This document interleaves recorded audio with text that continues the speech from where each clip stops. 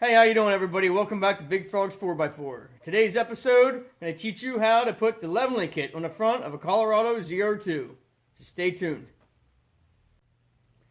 Alright, tools you're going to need. Some will definitely help. I got a 17mm ratchet wrench, 17mm wrench, 15mm wrench, 13mm socket, an 18mm socket, 17mm shallow socket, screwdriver, hammer, pry bars. Is pretty much all you're going to need to do this job.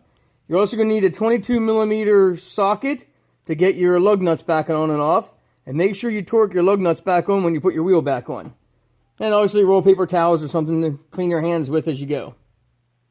I'm going to do this entire job with all hand tools, just like anyone else would do. Now I am going to do it on the lift in the garage because I recently injured my knee and I can't be bending down and putting pressure on my knee. Really, this job would be easier in a driveway than on a lift, because then you can put a jack underneath the front axle and underneath the front corner and jack that up to get your sway bar and stuff and pressure off your sway bar links. So I'm going to have to rehook those up once I get the tires back on and get it back on the ground. So if you can do this in the driveway, it'd actually probably be easier than trying to do it on a lift. But you make sure you have your jack and appropriate jack stands and place them in a good place underneath the frame of the truck. You can't put them underneath the suspension. They have to go underneath the frame of the truck. You need the full truck suspension off the ground once you have your sway bar links disconnected. Alright, I am going to use a cordless impact to take the lug nuts off.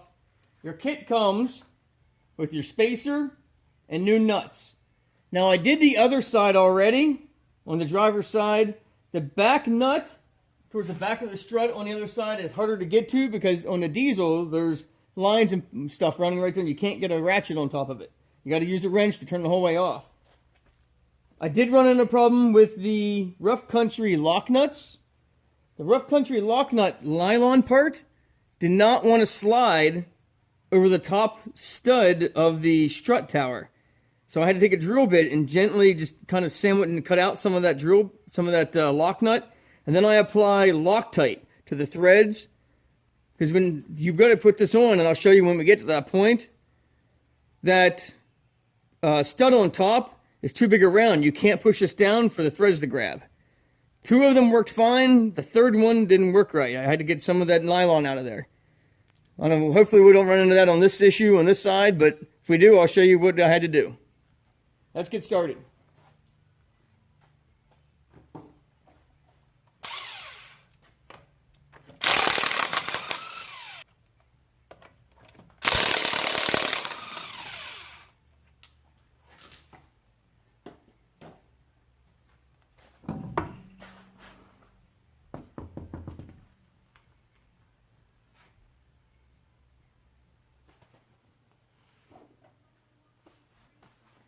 Alright, once you have your wheel off, your tire and stuff off, you want to disconnect your sway bar link. Now, there's a 13mm and a 15mm. Now, Rough Country instructions have you take off a lot more than you have to on a ZR2. Just letting you know. You don't need to take the whole sway bar and stuff off because the ZR2 suspension sits out so much further, you don't have to take a whole bunch of stuff off.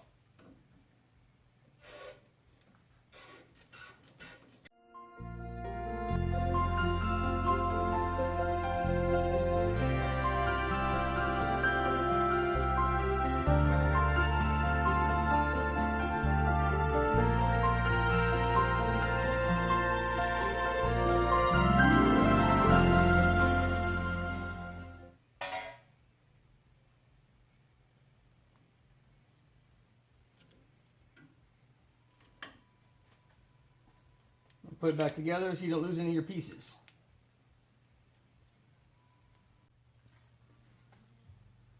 Alright, once you take your screwdriver and you get this side popped out, then you want to come up here and get this piece popped out.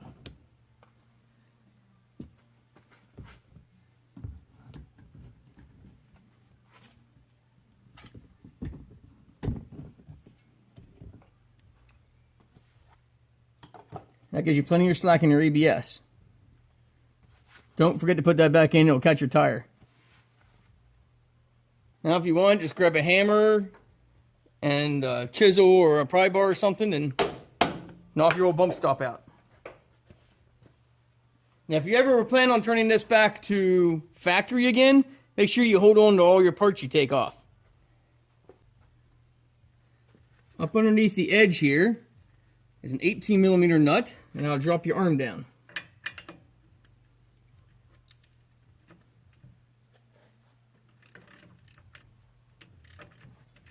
And you'll be able to feel that these are not really tight. So when you put them on, don't make them really tight. Try to make it about the same, maybe a little bit tighter. Like I said, I'm going to apply Loctite to it. Since they're lock nuts and it doesn't come with new nuts. You could go to GM and just order new nuts if you wanted to, but I'm comfortable with just Loctite.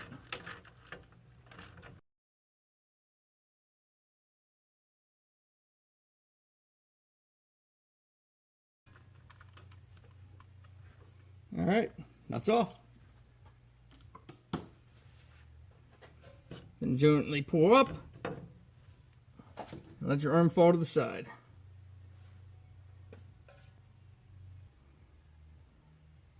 Up underneath the strut are both of your lower shock bolts. You gotta take them out. At the bottom of the shock mount are 15mm, and you just crank those out slowly. Hold that up a little bit when you get to the end of the bolts. Just let it down a little bit. I put a bungee cord on up here around the lug and up to the hole where the ABS wire was. And that just takes the tension then off of my brake line. You could use a ratchet strap, piece of rope, or something like that. You could take the caliper off as well, and that way you don't have to worry about it. I just found it on the other side wasn't necessary. Your next step is remove the 3 bolts that are on top of the strut tower. Those nuts are an 18mm.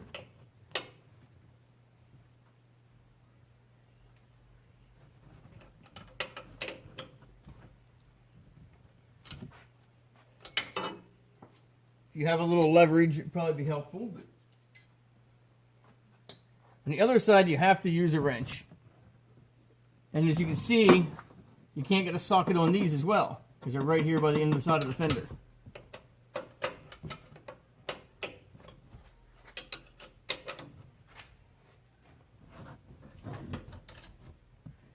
Unfortunately, I don't have an 18mm ratchet wrench here at the house. I got one at the shop, but this works just fine.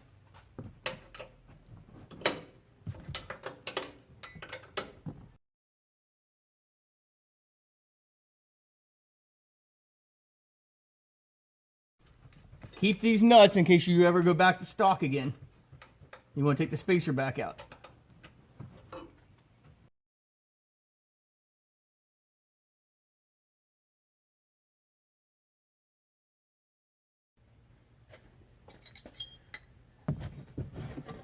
The one back here at the back is definitely the hardest, especially on the driver's side.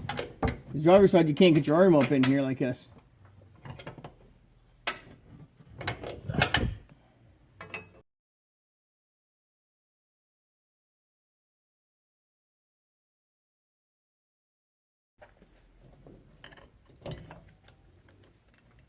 Once you get to a certain point, if you pick up on the shock a little bit, you should be able to turn that nut off by hand then.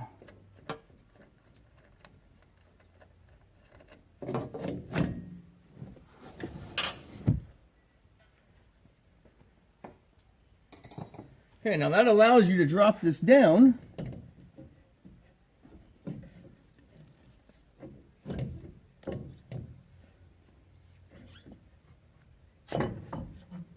Just far enough you can put the spacer on the top.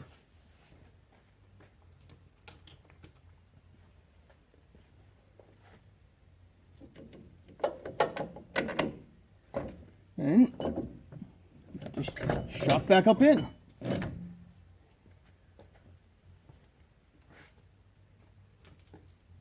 Now you cannot use your original shock nuts. They won't reach because the design of the nut, it's hollow at the bottom and the threads are at the top, and that makes it too long. The studs are too short, the nuts are too long to be able to screw in. So you have to use the supplied ones from Rough Country.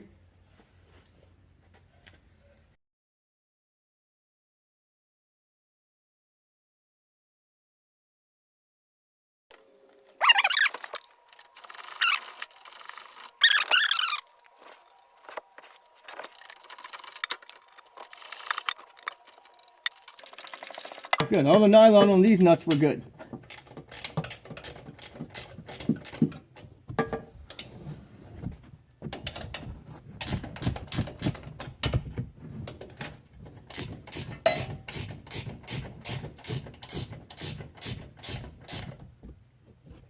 All right, and while those are still loose, you want to come back down and put the lower bolts in. All right, having a friend or somebody to help do this is probably make it easier, but basically just want to pick it up. I'm going to hold it with my left arm. Oop, first I got to put the Loctite on.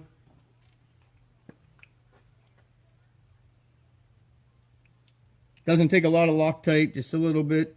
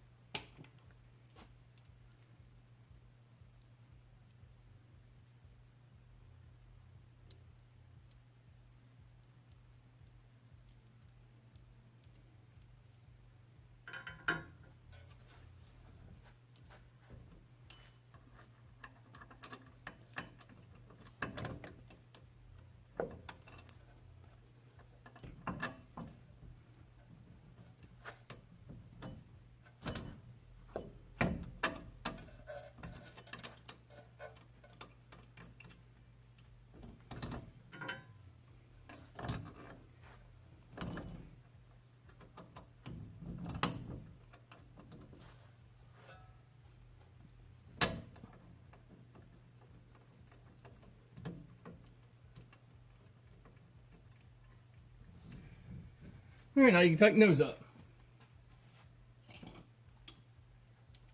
Again, they're a 15 millimeter.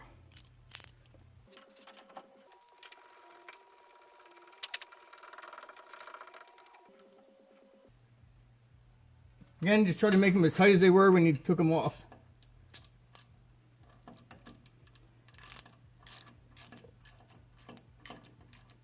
Looked online and didn't really find any torque specs that pertain to this particular shock and design.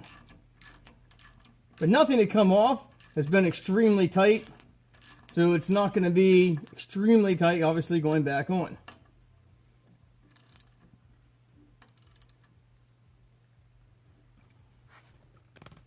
Now you can come up here and tighten up the rest of your top nuts. Again, 17 millimeter.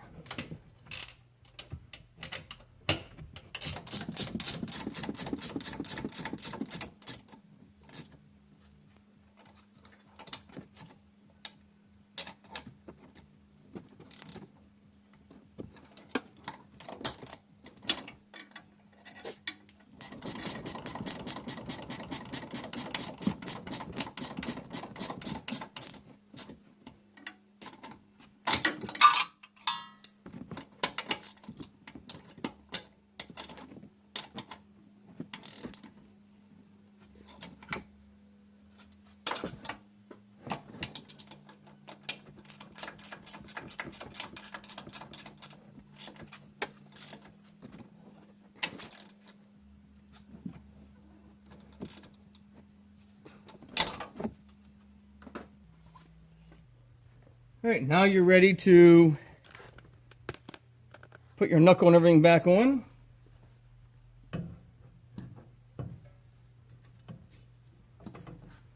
Where a pry bar can be handy.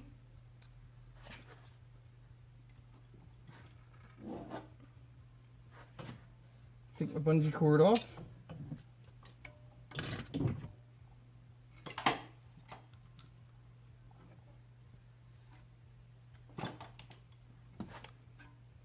Don't forget a little bit of your Loctite.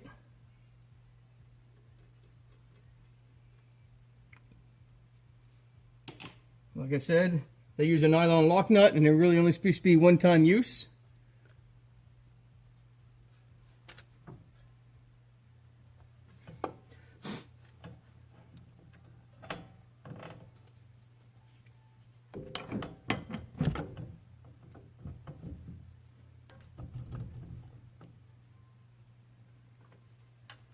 Just want to press that down in there far enough to get your nut started.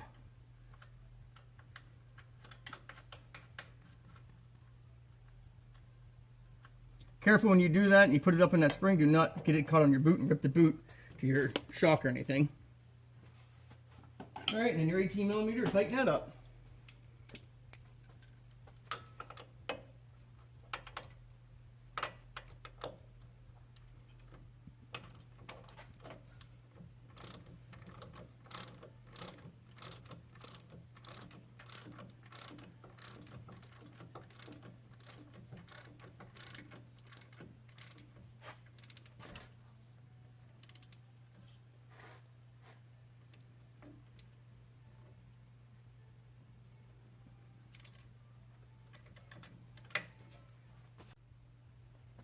Alright, next is your bump stop. You do not need this nut that comes with it, or the bolt. You take those out. I'm not going to cut mine down. I want to see how it rides first. I'd rather have the extra cushion if need be. We have railroad tracks, and my driveway is 3/4 mile long and rutted and stuff and bumpy. So I'm going to leave this full length for now. Later, if I need to, I can always chop some off with the Sawzall or something. Just come in and cut the bottom of it off or whatever I need if I think it's too rough of a ride, but I'm going to leave it full and stock for now.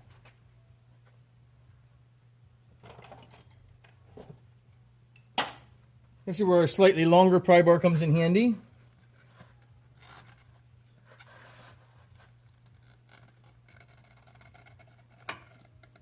Just going to push it up in there.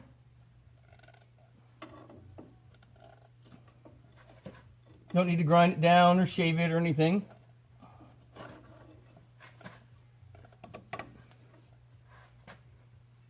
It'll squish up into the locks then that are up in there. I just kind of twist it back and forth. Just make sure that it's fully seated in all the 4 tabs that are in the top of that. You see the tabs here. Make sure it's pushed up past there so it locks in. Alright, make sure you put your ABS wires and everything back in location. I'm pulling extra slack. There's a little extra slack up here. I'm adding a little extra slack to it because now your suspension sits a little bit lower.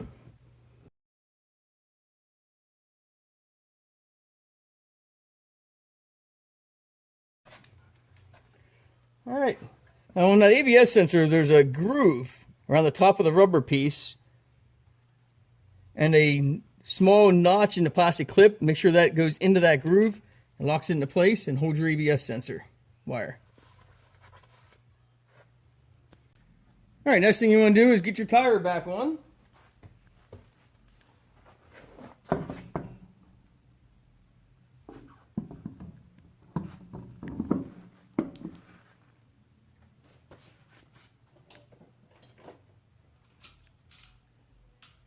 Always start your lug nuts on by hand.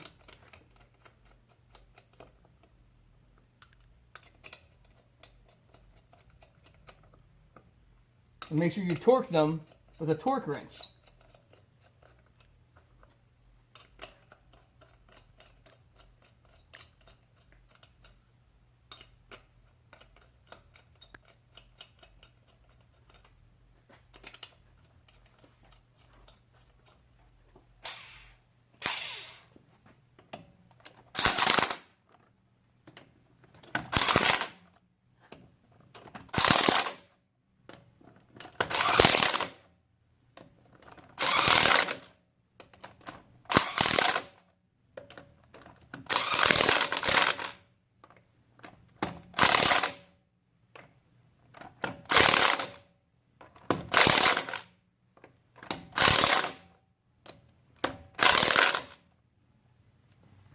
Alright, now you can install your sway bar link.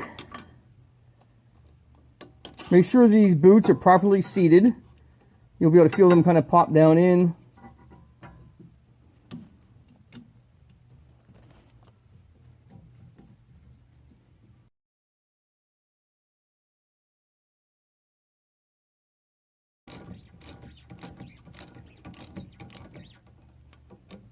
You just want to go until you see these bushings start to compress a little bit. Don't forget to put Loctite on the top of that sway bar link because of that lock nut as well. Don't forget, whenever you put this leveling kit on, you must take it and get an alignment done. I talked to someone else as well who had just put this lift on. It does make your alignment a little bit off, and it will hurt your tires over time. So as soon as possible, get this in and get an alignment done. Very, very important unless you want to go through tires pretty quickly. It's going to cause abnormal wear on the tires, so get the alignment done. Can't stress it enough. And there you have it. Leveling kit from Rough Country installed on the Chevrolet Colorado ZR2. Now you can do it too. As always, thanks for watching. Like, subscribe, share this video so other people learn how to do it. And as always, God bless.